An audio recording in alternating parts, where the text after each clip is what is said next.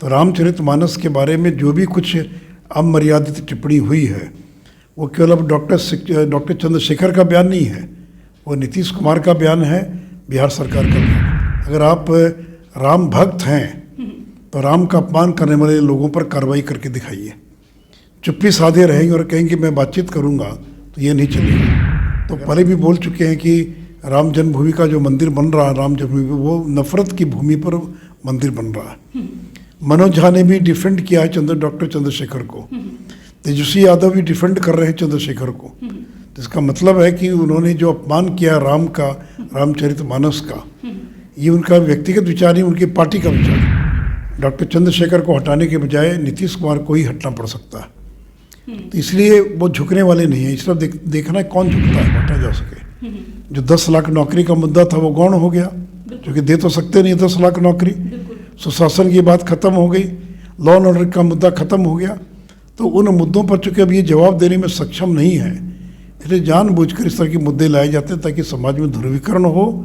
और इनको लगता है कि इसके नाम पर हम पिछड़ों को एकजुट कर पाएंगे, लेकिन भूल जाते हैं कि भगवान राम की पूजा करने वाले, उनको मानने वाले सवर्णों से ज़्यादा बड़ी संख्या पिछड़ों में है। नमस्कार, आप न्यूज फाउंडेशन देख रहे हैं। मैं हूं आपके साथ वंदना।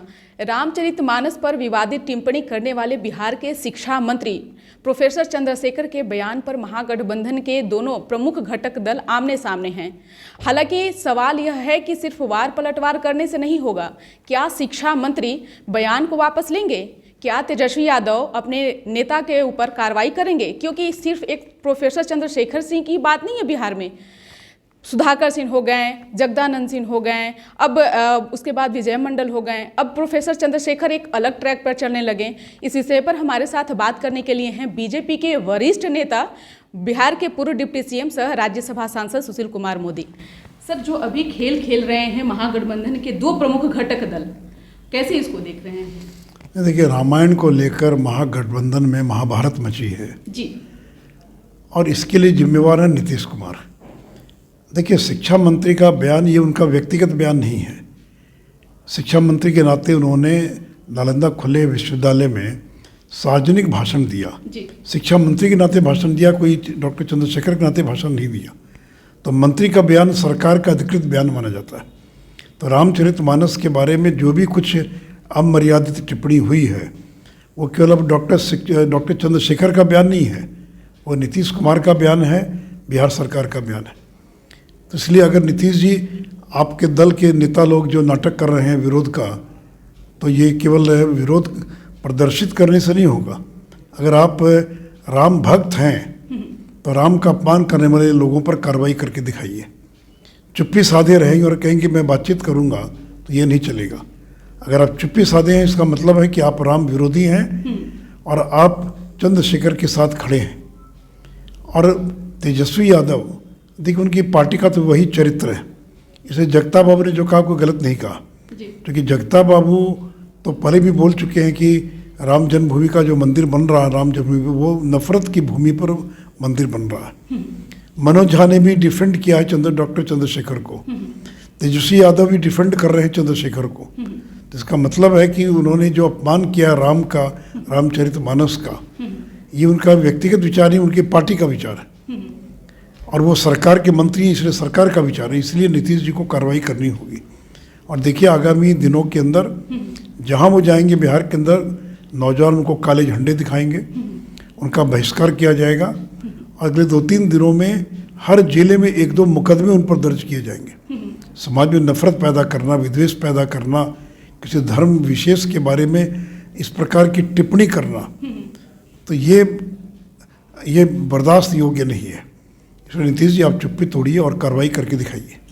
जिस तरह से उन्होंने एनडीए पर आरोप लगाया था कि हमारे खिलाफ विवादित बयान दिए, हमारे नेताओं को तोड़ने का काम किए नीतीश कुमार, आज जिस तरह से एक के बाद संकट नीतीश कुमार के मत्थे पर जो मढ़ा जा रहा है, क्या मजबूरी रही है नीतीश कुमार की कि जो वो चुप रहे हैं, वो चुप्पी साधे हुए हैं, कोई कार्रवाई की बात नहीं कर रहे हैं, ना कोई एक्शन ले रहे हैं? बात इसलिए एक्शन नहीं ले पा रहे हैं क्योंकि वो केवल 45 विधायकों के मुख्यमंत्री हैं और राष्ट्रीय जनता दल के पास 78 या 79 MLAs हैं, तो वो उन पर अवलंबित हैं।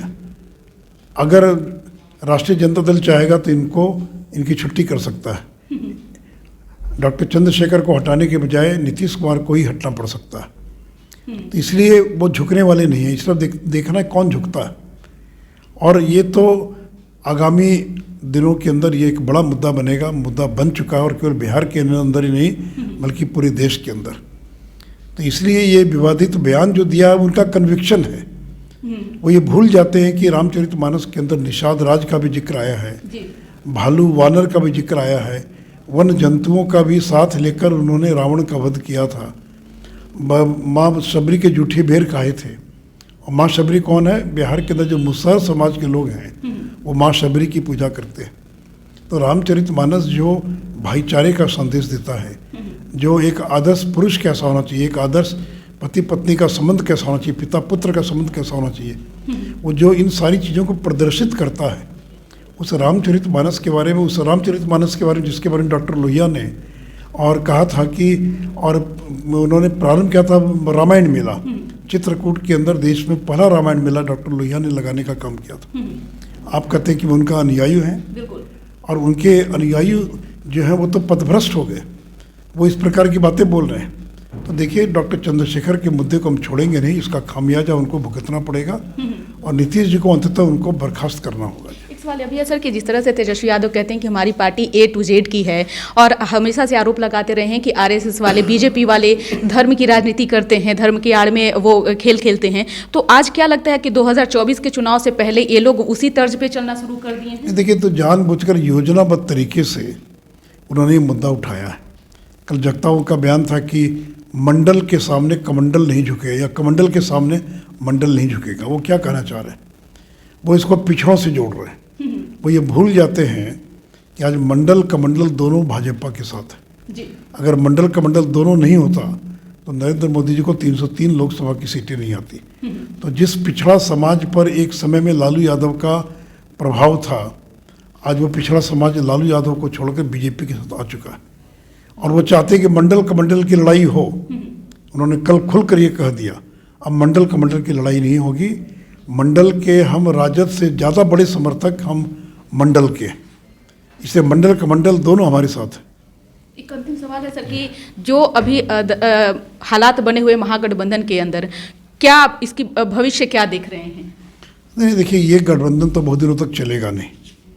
पहला विवाद तो राम जन्मभूमि का विवाद तो एक विवाद है, लेकिन पहला विवाद तो ये है कि नीतीश जी को त्यागपत्र देकर केंद्र की राजनीति करना था और तेजस्वी को मुख्यमंत्री बनाना था।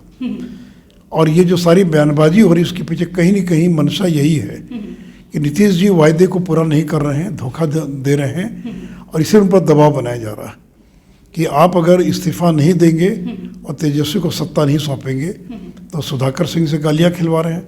फिर सुधाकर सिंह ने जो बयान दिया, विजय मंडल तो मान लीजिए छोटा मोटा बयान दिया, लेकिन सुधाकर सिंह ने जो बयान दिया आज तक नोटिस तक नहीं हुई। बिल्कुल। उसके लिए क्या लालू यादव के निर्णय का इंतजार करने की आवश्यकता है क्या? ये तो स्वयं सुप्रीमो है। राष्ट्रीय जनता दल की राष्ट्रीय कार्यकारिणी दोनों को ऑथराइज किया, तेजस्वी को भी और लालू प्रसाद यादव को, हर निर्णय लेने के लिए। और प्रदेश अध्यक्ष सक्षम है, ना भी निकालें तो कम से कम नोटिस तो दे सकते हैं, उनका जवाब तो मांग सकते हैं, लेकिन आज तक नोटिस भी नहीं दी गई। इसलिए देखिए, जो भी कुछ हो रहा है, ये महागठबंधन में जो महाभारत मचा है रामायण को लेकर, ये मुझे नहीं लगता कि ये महागठबंधन बहुत दिनों तक चल पाएगा। एक आखिरी सवाल है सर कि जिस तरह से जदयू के नेता कह रहे हैं कि धर्म की राजनीति करके तेजस्वी यादव बचना चाहते हैं, तो क्या आपको भी ऐसा लगता है?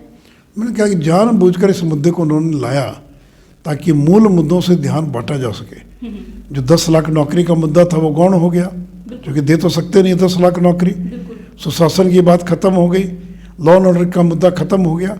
तो उन मुद्दों पर चूंकि अब ये जवाब देने में सक्षम नहीं है, इसलिए जानबूझकर इस तरह के मुद्दे लाए जाते हैं ताकि समाज में ध्रुवीकरण हो, और इनको लगता है कि इसके नाम पर हम पिछड़ों को एकजुट कर पाएंगे। लेकिन भूल जाते हैं कि भगवान राम की पूजा करने वाले, उनको मानने वाले सवर्णों से ज़्यादा बड़ी संख्या पिछड़ों की है।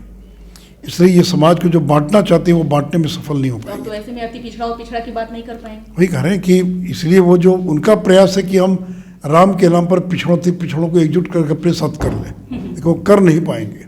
क्योंकि मैंने कहा कि अति पिछड़ा समाज आज भारतीय जनता पार्टी के साथ वो जमाना चला गया, मंडल कमंडल का, आज दोनों हमारे साथ हैं। बहुत बहुत शुक्रिया सर बात करने के लिए। तो आप सुन रहे थे क्या कुछ कहना था बीजेपी के वरिष्ठ लीडर सुशील कुमार मोदी का। इन्होंने महागठबंधन से कई सवालों का जवाब मांगा है। देखने वाली विषय होगी कि जिस तरह से अभी महागठबंधन के बीच जो दूरियां पैदा हो गई है, तो क्या आगे चल करके ये गठबंधन टूट सकता है भी है, या फिर नीतीश कुमार कोई और चाल चलने की कोशिश कर रहे हैं। इस खबर बस इतना ही। बने रहिए न्यूज़4नेशन के साथ। तब तक हमारे चैनल को सब्सक्राइब नहीं किया तो कर लीजिए। धन्यवाद।